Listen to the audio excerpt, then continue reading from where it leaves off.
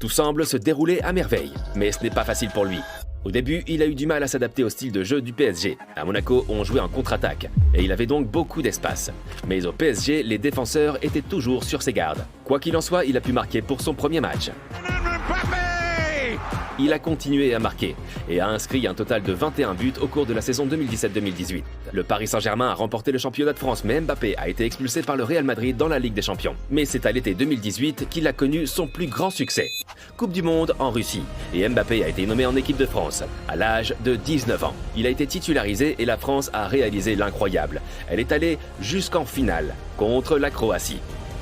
Nous sommes le 15 juillet 2018. La France a pris l'avantage grâce à un but contre son camp.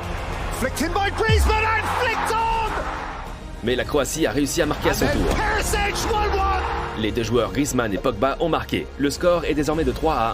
La Croatie s'est battue avec acharnement, mais Kylian Mbappé est entré en scène. Il est le premier adolescent depuis Pelé à marquer en finale de la Coupe du Monde. Et la France l'a fait. Elle est devenue championne du monde. La saison suivante, Mbappé s'est encore intensifié. Il a marqué 39 buts en 43 matchs. Il remporte à nouveau le championnat de France et devient pour la première fois meilleur buteur du championnat. Mais Paris échoue à nouveau en huitième de finale de la Ligue des Champions. Cela devait changer l'année suivante. Le PSG a fait un parcours et s'est rendu jusqu'en finale. Mais à Lisbonne, il a perdu contre le Bayern.